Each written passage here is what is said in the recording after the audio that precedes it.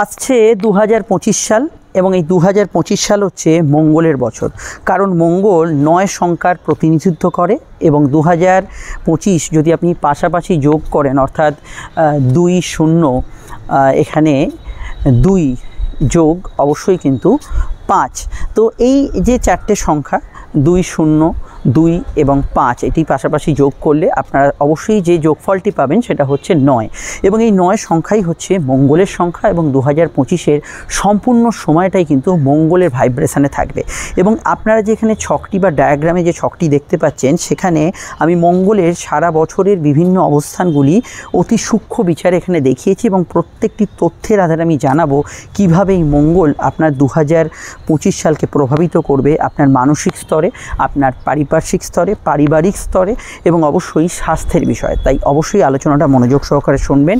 আর আপনারা দেখছেন astrological science. প্রথমের দিকে আমরা যখন এই আলোচনাগুলো করতাম শুধুমাত্র সংখ্যাতত্ত্বের আধারে বিচার করতাম, কিন্তু এখন আমরা এই আলোচনাটিকে আরও কিন্তু নতুন বা আরও ডিটেলে অ্যানালাইজ করার জন্য আমাদের গ্রহের যে কার্যকারিতা সারা বছরের সেটার ভিত্তিতেও কিন্তু আমরা আলোচনাটা আরও ডিপ অ্যানালাইজ করার চেষ্টা করছি। আপনারা অবশ্যই স্ক্রিনে যে নাম্বারটি দেখছেন এটা আমাদের যোগাযোগের নাম্বার। যদি প্রয়োজন বা সমস্যায় থাকেন এই নাম্বারে আপনারা বুকিং করে কল বা হোয়াটসঅ্যাপ করে বাড়িতে বসে ফোনে কিন্তু আজই আমাদের সঙ্গে যোগাযোগ করতে পারেন এবং সেই আলোচনা ফোনে হতে পারে, চেম্বারে হতে পারে, প্রত্যেকটা আলোচনায় ডিটেলে এবং বিস্তারিতভাবে আমাদের থেকে পাবেন। অবশ্যই আলোচনাটা আপনি যে সোশ্যাল মিডিয়ায় দেখেন না কেন আমাদের চ্যানেলটি সাবস্ক্রাইব করে বা ফেসবুকে দেখলে আমাদের পেজটি ফলো করে যুক্ত রাখবেন। এই সম্পূর্ণ পরিষেবাগুলো নিঃশুল্ক, শুধু আপনার আমার যাতে যোগাযোগটা বজায় থাকে। হ্যাঁ, আলোচনার যে প্রেক্ষাপটটায় আমরা প্রবেশ করলাম সেটা হচ্ছে মঙ্গলের বছর। মঙ্গল হচ্ছে আমাদের এনার্জির কারক গ্রহ। ফলত আপনারা বুঝতে পারছেন যে 2025 সাল কিন্তু আমাদের প্রচণ্ড একটা এনার্জির প্রভাব সৃষ্টি করবে, যেটা আমাদের ক্ষেত্রে কাজ করার ক্ষমতা দেবে এবং কর্মমুখী আমাদের কিন্তু করে তুলবে। এবং যে কোনো ক্ষেত্রেই যারা খেলাধুলোর জগতে আছেন, যারা যে কোনো ধরনের রাজনৈতিক বিষয়ের সঙ্গে যুক্ত আছেন, যেখানে অবশ্যই কিন্তু আপনার শক্তি এনার্জির দরকার, আপনি ধরুন নিজের স্বাস্থ্যর দিকে নজর দিতে চাইছেন, আপনি ধরুন জিম যোগা করতে চাইছেন, নিজের মেদ প্রচণ্ড বেড়ে গেছে, ওয়েট ম্যানেজমেন্ট করতে চাইছেন, এই সমস্ত ক্ষেত্রে বা আপনি প্রচণ্ড রোগ ভোগে ভুগছেন সেখান থেকে রিকভার করতে চাইছেন, এই সমস্ত ক্ষেত্রে কিন্তু 2025 সাল আপনার ক্ষেত্রে একটা বাস্তবিক ভালো ফল প্রদান করতে চলেছে। কারণ মঙ্গল কিন্তু অবশ্যই যদি দেখেন এখানে কিন্তু সে দেব সেনাপতি এবং লড়ে শক্তি বৃদ্ধি, লড়ে জয় পাওয়া, এই ধরনের মানসিকতা যারা রাখেন তাদের ক্ষেত্রে মঙ্গল অত্যন্ত এই বছরে পজিটিভ হবে এবং আপনার ক্ষেত্রে শুভ ফলদায়ী হবে। মঙ্গল কিন্তু রিপ্রেজেন্ট করে পুলিশ প্রশাসন, অ্যাডমিনিস্ট্রেশন, ফিজিক্যাল অ্যাক্টিভিটিস আছে এরকম ধরনের খেলাধুলো। ফলত যারা পুলিশ বিভাগে আছেন, প্রশাসনিক স্তরে আছেন, খেলাধুলোর সঙ্গে যুক্ত হয়ে আছেন, তাদের ক্ষেত্রে এই বছরটা অত্যন্ত পজিটিভ বছর হিসেবে আপনার ক্ষেত্রে পরিগণিত হতে পারে। তবে এখানে মঙ্গলের যে ধারাবাহিক ছন্দ সেটা কিন্তু বছরে একরকম থাকবে না, সেটা আমি আলোচনায় আসছি। মঙ্গল আর কি করে? মঙ্গল হচ্ছে আমাদের ভূ সম্পত্তির কারক গ্রহ এবং এই ভূ সম্পত্তি এগুলোকে কিন্তু মঙ্গল রিপ্রেজেন্ট করে। যারা ভাবছিলেন বহুদিন ধরেই বাড়ি করবেন, একটা ফ্ল্যাট কিনবেন বা জমি জায়গা আছে সেখানে একটা ফার্দার ডেভেলপমেন্ট করবেন, এই ধরনের মানসিকতা যারা রাখছিলেন এবং প্রচেষ্টা করেও যারা সফল হননি, তাদের ক্ষেত্রে 2025 সাল অত্যন্ত কার্যকরী হবে এবং পজিটিভ ভাইব্রেশন এখানে কিন্তু প্রদান করবে। তারা কিন্তু এই 2025 সালে এই ধরনের প্রয়াসগুলো করলে সাকসেসফুল হওয়ার একটা সম্ভাবনার জায়গায় অনেকখানি এগিয়ে যাবে। এখন বিচার্য বিষয় হচ্ছে আমরা প্রত্যেকটা আলাদা আলাদা প্রাণী এবং প্রত্যেকের জন্মছক অনুযায়ী প্রত্যেকের জীবনে আলাদা আলাদা মঙ্গলের প্রভাব আছে। মঙ্গল কিন্তু মাঙ্গলিক বিষয়গুলোকে রিপ্রেজেন্ট করে। মাঙ্গলিক মানে হচ্ছে আমরা মঙ্গলময় একটা শুভ বিষয় বলতে পারি এবং মাঙ্গলিকের দুটো ভাগ আছে, একটা হচ্ছে মাঙ্গলিক প্রভাব আর একটা হচ্ছে মাঙ্গলিক দোষ। যারা মঙ্গলের দোষে দুষ্ট হয়ে আছেন, কোনো কারণে মঙ্গলের দ্বারা তারা পীড়িত বা এরমভাবে উল্টো বললে ভালো হয়, মঙ্গল তাদের জন্মছকে নেগেটিভ এবং মঙ্গলের প্রভাবের জন্য বা মঙ্গলের মানে দুর্বল প্রভাবের জন্য তাদের জীবনে অবশ্যই কিছু নেগেটিভ ঘটনা ঘটছে, যেটা অবশ্যই দাম্পত্য ক্ষেত্রে সর্বাধিক প্রভাবশালী এবং যাদের ক্ষেত্রে অবশ্যই কিন্তু এই মাঙ্গলিক কাজকর্মগুলোর ক্ষেত্রে যারা অনেকটা বাধা পাচ্ছেন, বিবাহ বলুন বা কোনো ধরুন সন্তানযোগ বলুন, এগুলোতে কিন্তু কিছু ক্ষেত্রে তারা স্ট্রাগল করতে পারেন এই বছরে। এবং এই বিষয়টায় আমি এই যে ডায়াগ্রামটা এঁকেছি, ডায়াগ্রামটার তথ্যগুলো আপনাদের অনেকটা বুঝতে সাহায্য করবে বছরটা কেমন। দেখুন 2025-এর যখন সূচনা হবে, অর্থাৎ জানুয়ারির কথাই বলছি আমি, তো এই সময়কালটায় আমরা যদি দেখি মঙ্গল কিন্তু তার নিচস্থভাবে অবস্থান করছে এবং একই সঙ্গে মঙ্গল কিন্তু বক্রি হয়ে আছে, অর্থাৎ বছরের শুরুটা মঙ্গলের প্রভাবের নেতিবাচক ফলগুলো আমরা কিন্তু বেশি মাত্রায় দেখতে পাবো। নেতিবাচক ফল মানে কি? মঙ্গল আমাদের কিন্তু ক্রোধ, রাগ, জেদ, অ্যাক্সিডেন্ট ইত্যাদির কিন্তু কারক গ্রহ, রক্তপাতের কারক গ্রহ। যদি দেখেন জানুয়ারির শুরুটা একে মঙ্গলের বছর শুরু হয়ে গেল, আর উপরন্তু ওদিকে মঙ্গল নিচস্থ এবং বক্রী হয়ে অবস্থান করছে। তো এই কারণের জন্য আপনাদের কিন্তু বছরের শুরুটা অবশ্যই যদি দেখেন একদম জানুয়ারি মাসের শুরুটা কিন্তু একদমই কিন্তু খুব একটা এই বিষয়গুলো কিন্তু ভালো ফল আসছে না। এখানে কিন্তু আপনাদের খেয়াল রাখতে হবে, নিজের অ্যাঙ্গারকে ম্যানেজ করতে হবে, নিজের রাগ জেদকে কন্ট্রোল করতে হবে, এবং যে কোনো ক্ষেত্রেই কিন্তু আপনাদের এটা খেয়াল রাখতে হবে যে অবশ্যই যাদের অ্যাক্সিডেন্টাল টেন্ডেন্সি আছে, প্রায়শই চোটাঘাত লাগে ইত্যাদি, সেই বিষয়ে আপনাদের কিন্তু সতর্ক থাকতে হবে। তবে আপনারা যদি দেখেন মঙ্গল কর্কট রাশি থেকে প্রত্যাগমন করবে 21শে জানুয়ারি আবার মিথুন রাশিতে, মঙ্গলের নিচস্থ ভাব কাটবে এবং মঙ্গল বক্রী অবশ্যই থাকবে। এবং এই 21শে জানুয়ারি যে সময়কালটা, সেখান থেকে 25শে ফেব্রুয়ারি অবধি মঙ্গল বক্রী থাকবে। তো এই 21শে জানুয়ারি থেকে 25শে ফেব্রুয়ারির ইনবিটুইন সময়টা পার করার পর আস্তে আস্তে কিন্তু এই জায়গা থেকে আপনারা রিলিফ পাবেন কিছুটা, আর সাময়িক সময়ের জন্য স্বস্তি পাবেন। এবং অবশ্যই আমি যে বিষয়গুলো ভালো বলছিলাম, ভূসম্পত্তি, এখানে আপনার কোনো পরীক্ষা, কম্পিটিটিভ এক্সাম, প্রতিযোগিতা, আপনার ক্ষেত্রে এমন কিছু করতে হবে যেখানে হয়তো আপনার প্রচুর টার্গেট আছে, অনেক দিনের কিছু ইচ্ছা ফুলফিল করতে আপনার প্রচুর শক্তি প্রয়োজন। শক্তি মানে শুধু গায়ের জন্য না, মানসিক শক্তির প্রয়োজন। এরপর থেকে কিন্তু সেটা বাড়তে শুরু করবে এবং এই কন্টিনিউয়েশনটা চলবে। আমি বছরের শুরুটা সবথেকে বেশি খেয়াল রাখতে বলবো যারা দাম্পত্য সমস্যার মধ্যে ভুক্তভোগী এবং যে কোনো বিষয়ে হাজব্যান্ড ওয়াইফের মধ্যে কোর্ট কাছারি বিষয়টা চলছে এবং যাদের সিভিল মামলা চলছে, তাদের ক্ষেত্রে কিন্তু বছরের শুরুটা কিছুটা দুর্বল থাকবে, অন্তত প্রথম 1.5 মাস মতো সময়টায়। তারপর থেকে আপনারা আস্তে আস্তে এই জায়গাটা ফল পাবেন।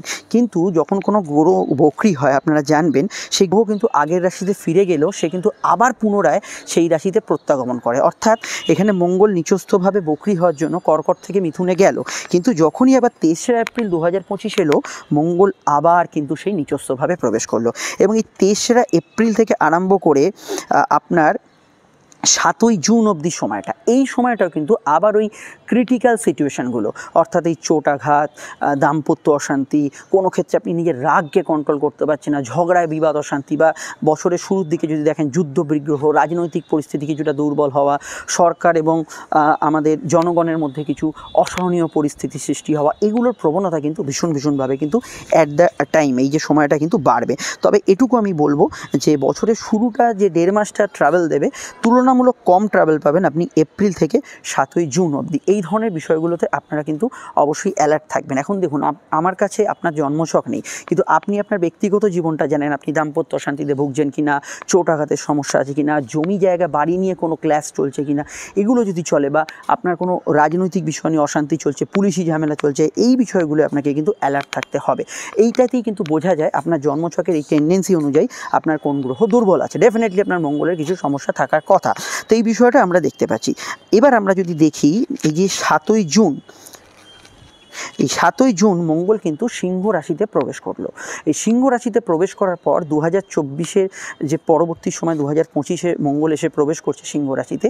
এই সিংহ রাশিতে মঙ্গল কিন্তু এখানে কেতুর সঙ্গে কিন্তু যুক্ত হবে এবং একটা মঙ্গল কেতু যোগ সৃষ্টি করবে এবং মঙ্গলের উপর একটা রাহু দৃষ্টি দেবে। এই মঙ্গল কেতু যোগটা আমার যেটা ব্যক্তিগতভাবে এখানে ছকটা অ্যানালাইজ করে মনে হয় যে 2025-এর ভাইব্রেশন মঙ্গল এবং মঙ্গল কেতু যোগ এখানে কিন্তু গুপ্ত সম্পত্তির হদিশ আপনাকে দিতে পারে। যারাদের সম্পত্তি কোর্ট কাছারি কেসে ফেঁসে আছে, তাদের ক্ষেত্রে নতুন করে অবশ্যই কিন্তু কিছু প্রাপ্তিযোগ এই সময় কিন্তু ফিরতে পারে। মঙ্গল সিংহ রাশিতে অত্যন্ত শক্তিশালী হয়, মানুষের মধ্যে কিন্তু একাগ্রতা, রাগ, ক্রোধ, এগিয়ে যাওয়ার ক্ষমতা, মানসিক উদ্দীপনা, একটা যাকে একদম চলিত ভাষায় জোশ বলা যায়, সেই জিনিসটা কিন্তু ফিরতে পারে আপনাদের এই সময় থেকেই। মঙ্গল কেতুযোগ কী করতে পারে? মঙ্গল কেতুযোগের সমস্যা একটাই, সেটা হচ্ছে রক্তজনিত সমস্যা, ব্লাড রিলেটেড যে কোনো সমস্যা, সেটা ব্লাড প্রেশার থেকে আরম্ভ করে A to Z থ্যালাসেমিয়া পর্যন্ত, এইগুলোতে যারা ভোগেন তাদের ক্ষেত্রে এই সময়টা অবশ্যই কতদিন দেখুন, এখানে 7ই জুন থেকে এই যে যোগটা শুরু হচ্ছে 28শে জুলাই অবধি এই সময়টা কিন্তু এই ব্লাড রিলেটেড বিষয়গুলোতে একটু কেয়ারফুল থাকতে হবে। এবং যাদের এই আগুনের সমস্যা প্রায় আগে হয়েছে লাইফে, কোনো ধরনের বার্নিং কেস ইত্যাদি কিছু হয়েছে, তাদের ক্ষেত্রে এই সময়টা কিন্তু একটু সতর্ক থাকতেই হবে। এই জায়গাটা আপনাদের কিন্তু অবশ্যই মাথায় রাখতে হবে মঙ্গলের বছর 2025 হলেও। এবং এই বিষয়টায় আপনাদের কিন্তু আমি যাদের জন্মছকে মঙ্গলকেতু তথা মঙ্গল রাহু যোগ আছে অবশ্যই খেয়াল রাখতে বলবো। আর একটাই সমস্যা থাকবে এখানে, সেটা হচ্ছে মঙ্গলকেতু যোগের জন্য, সেটা হচ্ছে আপনার বাক্য বা কথা প্রয়োগ করার ক্ষেত্রে অত্যন্ত ভাবনা চিন্তা করে করতে হবে। রাগের মাথায় কিন্তু ব্যক্তিগত তথ্য কথা কাউকে বলে দেওয়া, রাগের মাথায় ধুম করে কিছু করে ফেলা, ইনস্ট্যান্ট কিছু করে ফেলা, এই ধরনের সিচুয়েশনকে আপনাকে অ্যাভয়েড করতে হবে। কিন্তু প্রচুর এনার্জি থাকবে, কাজ করার উদ্দীপনা থাকবে, এগিয়ে যাওয়ার টেন্ডেন্সি থাকবে, যে কোনো ক্ষেত্রে আপনার ফিজিক্যাল লোড অনেকটা নিতে পারবেন। এগুলো আপনাকে কিন্তু মঙ্গলের কোর বৈশিষ্ট্যগুলো প্রদান করবে। এবং মঙ্গলের বছরে আমি যেগুলো বলেছিলাম, ভূসম্পত্তি টার্গেট করা, কোনো বিষয়ে নতুন বিষয়ে কিছু উদ্যমে লাগা, এগুলোতে কিন্তু আপনি ভরপুর এনার্জি এই সময় কিন্তু পাবেন। কিন্তু জন্মছকে মঙ্গলকেতু তথা মঙ্গল রাহু যোগ থাকলে আপনাকে কিছু ট্রাভেল এখানে কিন্তু ফেস করতে হবে। নেক্সট স্টেপে আমরা যখন 28শে জুলাই থেকে যে স্টেপটা পাচ্ছি, এখানে কিন্তু মঙ্গল আর শনির মধ্যে একটা দৃষ্টি বিনিময় শুরু হবে। এই মঙ্গল এবং শনির মধ্যে যে দৃষ্টি বিনিময় শুরু হবে 28শে জুলাই থেকে আপ টু 13ই সেপ্টেম্বর পর্যন্ত, এই সময় টেকনিক্যাল কাজের বিশাল ডেভেলপমেন্ট পাবেন।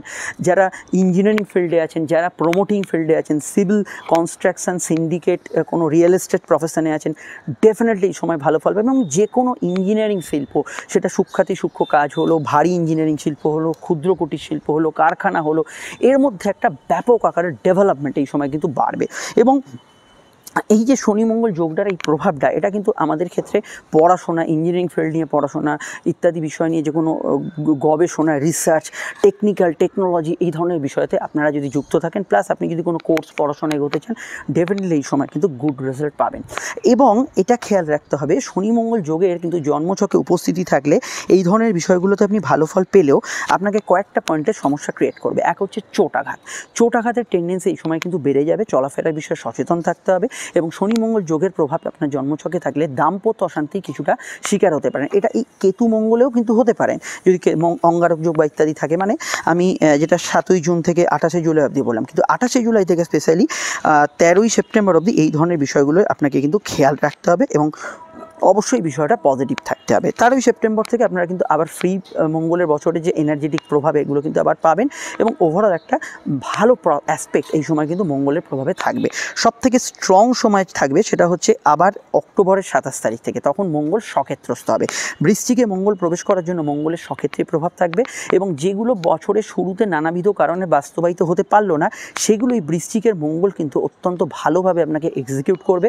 হয়তো বাড়ির আপনি দেখাশোনা করছেন, হয়তো বাড়ি নিয়ে ভাবনা চিন্তা করছেন, এই সময় এসে সেটা সাকসেসফুল হলো। এই ধরনের বিষয়গুলো কিন্তু এই 27শে অক্টোবর থেকে কার্যকরী হবে এবং টানা কিন্তু এটা কন্টিনিউ করবে। কেন মঙ্গল বৃশ্চিক রাশিতেও যেমন ভালো ফল দেবে, তেমন কিন্তু আপনার মঙ্গল এখানে ধনু রাশিতেও ভালো ফল দেবে। শুধুমাত্র মঙ্গলের অস্ত যাওয়ার যে প্রভাবটা, এটা যদি আমরা দেখি, মঙ্গল অস্ত যাবে 1 নভেম্বর থেকে এবং 2026 পর্যন্ত এটা কিন্তু অস্ত যাবে। তো এই অস্ত যাওয়ার ক্ষেত্রে আমি একটা কথা বলবো, যদি জন্মছকে মঙ্গল আপনার অস্তমিত হয়, মানে আপনি যেদিন জন্মেছিলেন রাতের আকাশে সেদিনও যদি মঙ্গল অস্তমিত থাকে, তাহলে কিন্তু আপনার কোনো কিছু অ্যাচিভ করতে এই সময়তেও কিন্তু স্ট্রাগল করতে হবে। এটা কিন্তু আপনাকে খেয়াল রাখতে হবে। এবং মঙ্গলের এই অস্তমিত প্রভাব আপনার ছকে মঙ্গল যে ঘরের ভূমিকা পালন করছে, প্রত্যেকের ছকে আলাদা আলাদা, কারু গৃহ, কারু প্রেম, কারু সন্তান, সেই জায়গাটা লগ্ন সাপেক্ষে দুর্বল হয়ে পড়বে এই তৎকালীন সময়। আদারওয়াইজ এই সময়টা কিন্তু মঙ্গলের প্রভাবে আপনি বেশ কিছু উন্নতির জায়গা অবশ্যই পাবেন। আমি তবে বছরে যে অ্যানালাইজটা করলাম, এটা এই ধাপেই বছরটা এইভাবে শেষ হবে। এবং মঙ্গলের প্রভাবজনিত যে বছর, আপনারা বছরের শুরু থেকে এবং বিভিন্ন সময়ের পর্যায়ক্রমে মঙ্গলের প্রভাবটা শুনলে 2025-এ কেমন যাবে। তবে যেটা উঠে এলো সেটা আমি একবার সারমর্মটা একদম বলে দিই। সেটা এটাই যে মঙ্গলের বছরে ব্যক্তিগত বিষয়ে একটু রাগ ক্রোধকে কন্ট্রোল করতে হবে। মানুষের সঙ্গে দ্বন্দ্ব বিবাদ হওয়ার সম্ভাবনা বাড়বে, কিন্তু মঙ্গল আপনাকে কিন্তু নতুন চাকরি, নতুন ভূসম্পত্তি ক্রয়, নতুন কিছু করে দেখানোর জন্য মানসিক এবং পারিপার্শ্বিক পরিস্থিতিগত শক্তি প্রদান করবে। যেসব বিষয় যারা প্রচণ্ড শারীরিকভাবে দুর্বল ছিলেন, মঙ্গল হচ্ছে আমাদের এক ধরনের মেডিকেলের কারক গ্রহ। নতুন চিকিৎসার সম্ভাবনা এই সময় পাবেন, নতুন মেডিকেল ট্রিটমেন্টে আপনি ভালো ফল পাবেন 2025-এ। এবং যে কোনো ডাক্তার দেখানো, যে কোনো মেডিকেল ট্রিটমেন্ট করা, পাশের রাজ্যে পাশের দেশে গিয়ে কোনো ট্রিটমেন্ট করানো, বড় কোনো বিষয়ে অপারেট করা, হসপিটালাইজেশনে কোনো আরোগ্য লাভ করা, এই সময়গুলোর ক্ষেত্রে এই জায়গাটা কিন্তু অত্যন্ত পজিটিভ সাল 2025 সাল, সেটা অবশ্যই করবেন। তবে আমার ব্যক্তিগত মত, যখন বড় কিছু করতে যাবেন জন্মছকটা একবার তৎকালীন সময় আপনারা বিচার করে নেবেন। আমাদের নাম্বার দেওয়া আছে, প্রয়োজনে বুকিং করে যোগাযোগ করবেন। 2025-এর পরপর ভিডিওগুলো আসছে, দেখতে থাকুন। কেমন লাগলো জানাবেন একটু কমেন্টসে। আজকে দৈনিক রাশিফলটা দেখে যেতে ভুলবেন না। আর সঙ্গে থাকবেন অবশ্যই, সম্পূর্ণ নিঃশুল্ক, শুধু আপনার যোগাযোগটা যাতে বজায় থাকে। সাবস্ক্রাইব করে বা ফলো করে আমাদের চ্যানেলটি ফলো করুন। ইনস্টাগ্রামে যারা আছে আমাদের পেজটি ফলো করে নেবেন, অ্যাস্ট্রোলজিক্যাল সায়েন্স। নমস্কার।